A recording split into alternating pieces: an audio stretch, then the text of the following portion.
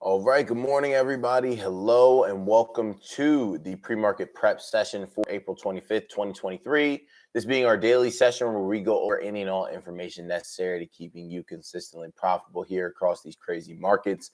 I'm your host here every day at 8:40 to 8:45 a.m. Eastern Standard Time before that opening bell, where we go over, the important news, right? And I'm a stock options expert market strategist, but most importantly, committed to the 1% endeavor, right? The 1% goal, the 1%, ambition, right? To just get 1% better each and every time we wake up, right? If we can do that, manage to do that before we go to sleep, that, next night, then it was a successful day.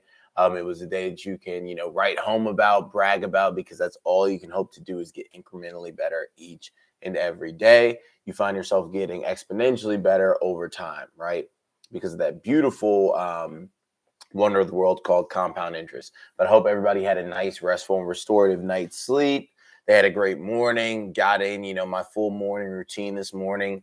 Definitely still super sore from this weekend, but I took the day off from running yesterday, got back out there today, and definitely felt it as I got back here. So I might have to go get some stretching in after I get off of here. But I'm excited to get in this news here for today. Like I said, we're all about getting 1% better, and we do that. We signify that. We state our intention to do that by putting a one in the chat, right? Commenting the number one, right? Signifying our intention to get 1% better by the end of the session. That's all we're looking to do. And if you can accomplish that, awesome. You can cross something else off your list, and you're already kicking your day off in a very productive manner. So, great to see everybody here. Hope you had an amazing Monday, right? And let's dive into what we have going on here on this fine Tuesday, which is a number of things. We got a number of headlines happening. All right. So, top news, big week, big tech. Prepare for some volatility as investors head into the heart of earnings season, with big tech stepping up to the plate this afternoon. Alphabet, ticker GOOG and GOOGL, and Microsoft, ticker MSFT, are first in the batting order, but it remains to be seen whether they'll manage a base hit or if investors will send them back to the dugout. Today's doubleheader results are not the only ones on deck, with the lineup followed by Meta Platforms, ticker META, tomorrow, and Amazon, ticker AMZN, batting cleanup after the bell on Thursday. So today after the bell, we get Google and we get Microsoft, right? Alphabet, who owns Google, basically Google. We get Google and we get Microsoft, right? And then tomorrow we get Meta. Thursday, we get Amazon after the bell. So four big tech companies, right? Four major world-shaping companies are reporting earnings this week. That is very important, right? Very, very important. We'll have, huge companies reporting next week as well. You can get a lot of volatility during earnings weeks. You can get no volatility during earnings weeks, right? We could end up where we just end up chopping like we have been for the whole month of April. If we stay on the pace that we have been, we could literally chop in like a $5 range for the whole month, which is absolutely crazy to think about. Like just the whole month where basically nothing went on. Quote, the post-COVID hangover continues, but this isn't 2001 to 2002, writes Brian Gilmartin, CFA, outlining expectations before the quarterly numbers from mega cap tech. Now, let's look at Alphabet. While the advertising slowdown will be front and center for earnings watchers, they'll also be seeking information about Google's approach to the hot topic of artificial intelligence and how chatbots will change online search. Wall Street analysts expect Alphabet to post earnings per share of $1.07 on $68.8 billion in revenues, which would mark a meager 1.2% growth, similar to last quarter. The plan to cut 12,000 workers will also land on results, as Alphabet expects to take charges of $1.9 billion to $2.3 billion, with most of that centering on the first quarter. Now, in terms of Alphabet, that's pretty much kind of what we have with expectations going into their earnings. Everybody's going to be listening about the hottest new topic to hit the streets since sliced bread, right, which is AI. So everybody's going to be listening about Bard, right, what Google's approach will be to combating Microsoft. And it's pretty amazing that they're both reporting on the same day, because they are kind of the two heavy hitters right now when it comes to AI. So moving on to Microsoft, Wall Street is going to zero in on whatever the software giant has to say about its Azure cloud business, as well as its massive push into the AI arena via its multi-billion-dollar investment in ChatGPT developer OpenAI. Another focus will be on the growth story at Microsoft Teams, which may contrast with the company's personal computing segment that has been seen cooling demand from pandemic era highs. Across the board, computers and whatnot have seen like an easing in demand. Happened with Apple, right? It seems the same thing is happening here with Microsoft. Analysts currently estimate that Microsoft will report a profit of $2.23 a share on $51 billion in revenue for its fiscal third quarter. The Windows maker earned a $2.22 per share on $49.4 billion in sales a year ago. So all in all, to be honest, it's always tough going into earnings because you have no idea what will happen from these companies. It just depends on what people want to stress the most on. So as we talk about, companies you expect good results from or bad results, I think that obviously Microsoft leans hard into the AI arena. I think they can blow people's socks off because again, you have to think about what they debuted was the MVP, the minimum viable product for ChatGPT. They have 3 versions ahead of what they came out with already, right? So if they came out with ChatGPT 3 and 3.5, they already had 6 in the works, right? This is just something that is fact, right? This is fact that's happening right now. So you have to think if they decide to actually lean into some of those things, people could freak out, right? So it just depends.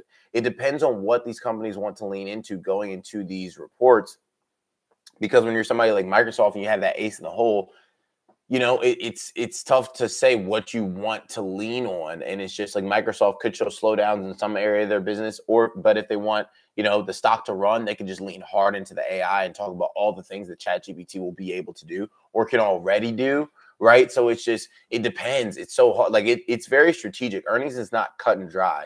Companies have a whole thing that they do before earnings, right? Just like Meta coming out and trashing its own company before earnings to get the bar set so low that when they finally have earnings, they trip and fall over it. Meta pumps, right? It still had bad earnings, but the expectations changed.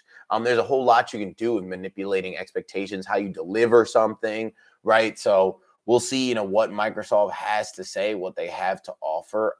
But yeah, I'm in on Microsoft. Not talking about like for earnings, but just in general as a company, like even just strictly because of ChatGPT, I'm so in on Microsoft, and will probably never be out unless OpenAI ceases to exist. Microsoft was already a great company beforehand, but I mean now it's on a whole new level. And then with Alphabet, right, we'll see. We have, kind of stocks to report earlier, like Snap, and they're like, oh, Snap did badly. So, because Snap did badly, a lot of the online advertisers will do badly. That's not the case. Snap just sucks as a company, right? But I'm excited to see what they have for us after the bell. So in terms of the strike zone, the latest Wall Street breakfast survey is still open, with most subscribers betting that Microsoft and Alphabet will be the biggest gainers in the season following the tech titans batch of earnings. Cast your vote and see the full breakdown here. Over at Meta, investors will debate if the bases are still full in terms of monthly active users, ad product innovation, and how metaverse expansion efforts will play out in the age of AI.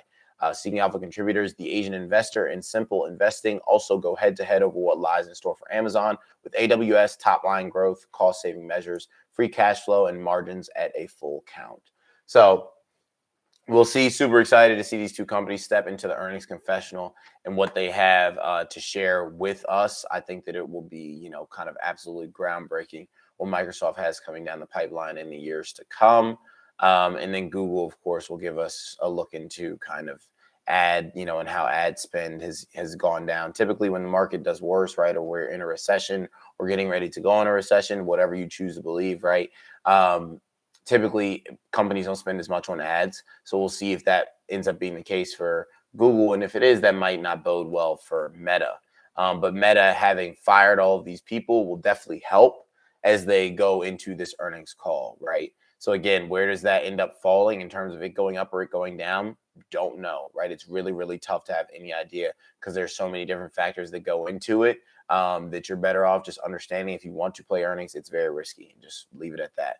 In terms of media news, the axe falls. Fox News and top host Tucker Carlson have agreed to part ways, a bombshell move that comes on the heels of a hefty $788 million settlement over Dominion Voting Systems defamation suit against the network. Shares of Fox closed down 3% on Monday after the announcement and fell another 9% in pre-market trade. while conservative-focused video platform Rumble advanced, with Tucker now a free agent. If Tucker goes to Rumble, I think Rumble runs because conservatives love Tucker Carlson. And, regardless of whether or not he tells the truth, this or that, I'm not here to debate that. Fox had to pay $788 million because of defamation, meaning that they lied about a company. They said that the company Dominion Voting Systems had faulty machines and they didn't. So take that with what you will. But at the end of the day, you don't need to tell the truth nowadays in order to be popular or to make money, unfortunately. And Tucker Carlson seems to be doing that just fine. So we'll see, right? If he ends up going to Rumble, that could be huge. Across the aisle, CNN, ticker Warner Bros. Discovery, WBD, fired star anchor Don Lemon, adding to a news-heavy session for the cable news space. He faced a backlash for on-air comments about women in the news, followed the departure of NBC Universal CEO Jeff Shell over an inappropriate relationship. Yeah, I think they blackballed Don Lemon. I mean, I don't think the comments that he made were that crazy. People have said worse stuff on air and still kept their jobs. So I don't know. I think it just might be one of those things where they're trying to maybe a change in the guard, right? Maybe Fox looks across at CNN and they both are just like, hey, let's send our top two guys out to pasture and get some new talent in here. No idea, right? But I think it's pretty crazy that they both got the axe on the same day. It just seems like too big of a coincidence. But yeah, I mean, pretty crazy. I feel bad. My mom actually was talking to me about Don Lemon like a month and a half ago, saying that she thought they were going to fire him after he went on that like leave of absence. And I was hoping she wasn't right, but that ended up being the case. So yeah, really sucks. But I think they'll both land on their feet and be fine, right? They'll write books, go on to other media platforms, make deals, et cetera, et cetera. In terms of stock news here, retail Army Blues, retail investors' participation in the stock market is still historically high. So basically, retail investors are normal investors, you and me, right? Their participation in the market is still historically high, near the 90th percentile, according to Morgan Stanley. But the buy-sell imbalance is positive on just one of the S&P sectors, while three others are seeing historically negative sentiment. Meanwhile, JP Morgan global strategist Marco Kolanovic is sounding a bullish siren on earnings season for two main reasons, but also recommends selling the resulting bounces. Elsewhere on Wall Street, Goldman Sachs upgraded its sector recommendations, giving its rationale for buying mining stocks. I mean, I agree. When we talk about the big eight factors shaping how markets are moving, throw an eight in the chat, right, for the big eight. We talked about the death of globalization and the rise of protectionism. We are going to start producing stuff in-house. Everyone is all over the world because the supply chain, which is another one of the big eight, has been so bad for so long. With the supply chain being so bad for so long, we're going to start producing our own stuff. We already are beginning that process, right? And the U.S. is investing billions into, mines, infrastructure, all that stuff to make sure, that we can continue to grow at the rate that we've been growing and not be hindered by having to import this stuff. So overall, right, retail investors still involved in markets at a historic level. But apparently now there's more negative sentiment moving in. I already discussed how, traditionally the month of May is a rough month for markets. So it's important to recognize that we're starting to see a number of factors kind of come together. Again, you need to see the charts start to, kind of show that. See that manifest, that weakness manifest in the form of price action. But overall, right, May has been a time where stock markets sell off. It's been weak, and we'll see if that ends up being the same thing. But we'll see next week, right? That's when May starts, and I'm excited to get some movement here. In terms of economic news, running in 2024, President Biden officially launched his re-election campaign this morning, seeking a second term after defeating former President Donald Trump in 2020. A rematch between the two is highly likely as Trump still commands a firm hand over the GOP, though there is an increasing list of Republican challengers that seek a primary win in 2024.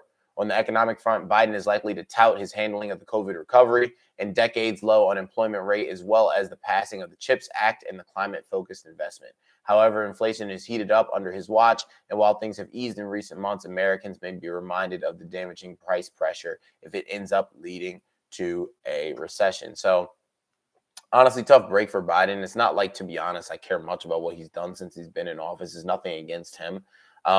It's just one of those things where it's like, all right, I wasn't, really materially impacted by anything that he did. To be honest, I don't know if he wins re-election at this point. And that's not for me to comment on, but it's just, anybody with eyes at this point, I just don't know if that ends up happening at all. And it sucks because did he cause the inflation? No. And if you think that he did, then you're slow, right? Which is, it might not be politically correct for me to say, but you have issues, right? That's like if you eat McDonald's for 25 years, nothing but McDonald's, and you're obese, and then you go and you try Weight Watchers for a month and you're like, oh my God, like I still have high blood pressure and I've been on Weight Watchers for a month. Weight Watchers doesn't work. It's called lagging effects, my friend. If you have a heart attack after you got on Weight Watchers, you've been on Weight Watchers for a month, you were on McDonald's for years. It's the same thing, right? When you have inflation, when you have a recession, when you have the stuff that happened, that's the culmination of what has happened years beforehand, right? Not what happened in the past few months, which is just so sad when you see grown adults on Instagram talking about, Biden tanked the country. Everything is so much more expensive. Da da da. It's like, man, like, do you have one little inkling of like understanding of just basic logic? It's just really, really sad that some people make it to adulthood and just have no concept of like things that make sense or like using basic logic, right? So I'm not here to get into that, but it is just funny. You don't recognize until you get older. It's like, man, now you can see kind of why the country ends up in certain places that it is because we just don't have a lot of smart people that make it to adulthood, right? And that's not me taking up for Biden. That's just me saying in general, right? I'm not going to sit here and blame this person for something that it took years to culminate. Do I think he's handled everything the right way? Not necessarily, but at the end of the day, it's not his fault that there is inflation, right? That happens from years and years and years of compounding effects, right? Years and years of low interest rates, years and years of the central bank pumping money into the economy, right? He was not the president when that happened. So again, while you were eating McDonald's, he was not the president, right? So when he's the president, you're on Weight Watchers and you still have a heart attack, that's not his fault. That being said, I'm kind of over both these old farts up there arguing, trying to decide what they're going to do with our future. And I wish we had some, newer young blood in here, but this is America. And unfortunately, it takes a long time for you to get a pedigree to reach the point where you can even reach for the presidency. So, we'll see if we get any promising candidates from now until then. But in the meantime, we focus on what we can do for ourselves, right? There are 3 in the chat. If you want to be focused on controlling what you can control, that's legitimately all that we can do, right? Focus on controlling what we can control. Make sure that we watch our own bags, right? We make sure that our money is working for us and leave it there because that's all that we can do. Not focus on, who's in the White House, da da da. Because at the end of the day, that tends to not really do much for people at home, right? It really just when Trump was, in office and the economy is crushing it, or it doesn't really matter. There are still poor people when the economy is doing great. There are still poor people during a recession, right? It's what you're doing for yourself that has material impact in most cases. Now, in terms of today's markets, we're looking majority red, but still kind of a mixed bag. In Asia, Japan up 0.1%, Hong Kong down 1.7, China down 0.3, India up 0.2. The footy in London down 0.3, Paris down 0.7, Frankfurt down 0.1, the Dow down 0.5%, S&P down 0.6, NASDAQ down 0.5, crude down 0.4%, gold flat, Bitcoin flat at 27,344, retreating from that 30K level there. Today's economic calendar, we've got consumer confidence at 10 a.m., right? That'll be important. And I feel like that's probably the only thing going on during the day that can cause us some volatility. Again, we're getting more data kind of to end the week. So Thursday, Friday, that's when we're really going to get the most data. And we'll wrap up here with our rapid fire bullet point rundown here to close us out. Coca-Cola gains after smashing organic sales expectations. So that's ticker KO. Disney, ticker DIS, layoffs underway to reach 4,000 by end of week. Epic fight. Apple wins appeal backing its App Store policy.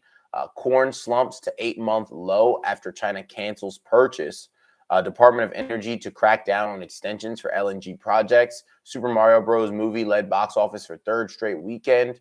Coinbase, ticker coin, slides as crypto prices extend retreat. Trillium proposes to acquire Getty Images, ticker GETY, for $10 per share. First Republic Bank deposits sank by more than $70 billion in Q1. And then these stocks are expected to be beneficiaries from Bed Bath & Beyond bankruptcy.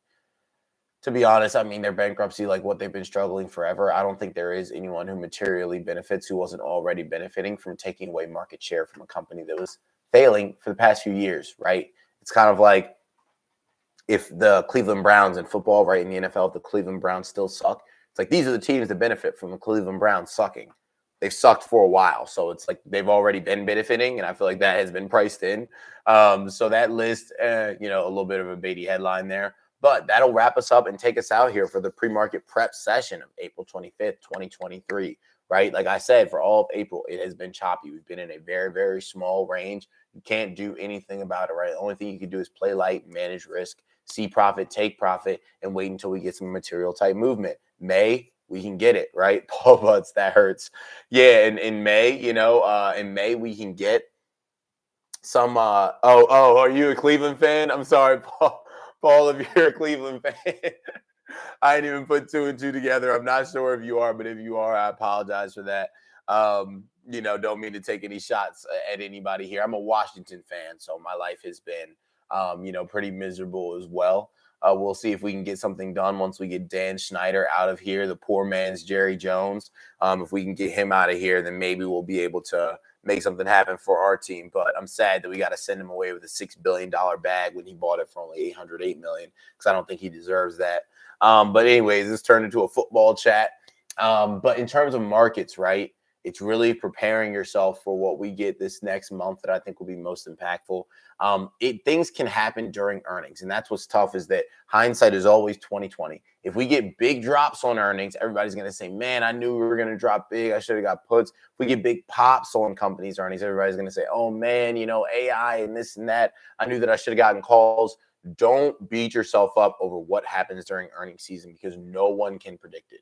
Nobody can predict it, right? So if you want to take a chance and it works, awesome. But don't sit there and say, man, I'm not a good investor, I'm not a good trader because I wasn't in on the right side of an earnings play, right? Things can happen. We never drop straight down. We'll have plenty of time to get in and maneuver and position. But for right now, just make sure that you're playing it safe during the chop. Make sure that you're learning, taking in all these lessons so that when the market does start moving, you're ready to go and you have the capital to put behind these moves, right? So everybody have a great rest of the day. As always, if you got even one valuable morsel of information, show love. Show love to the accounts. Just posted a reel yesterday, right? Go show love to that reel. Throw some fire emojis, throw some comments, save, all that good stuff. Right, I got to throw them on YouTube, throw them on TikTok as well. Sometimes I forget to do that, but I appreciated those that do. I see it. I love you. I appreciate the love. That's why I'm here each and every morning, continuing to invest, right? Continuing to pump out this content so that it can help people, for free, right? So if anybody wants to change, I'm here to help you at any level of that. Whether you have $20,000 to invest in yourself, you got nothing but time and a little bit of will and energy to invest in yourself, there is something for you. I'm happy to be able to provide that and to continue to provide that. So my camera wants to lock in so that we're not blurry when we go out. Awesome. Everybody have a great rest of the day. I appreciate you for tuning in, getting 1% better. I'll see you back here tomorrow morning for our next pre-market prep session. Have a good one.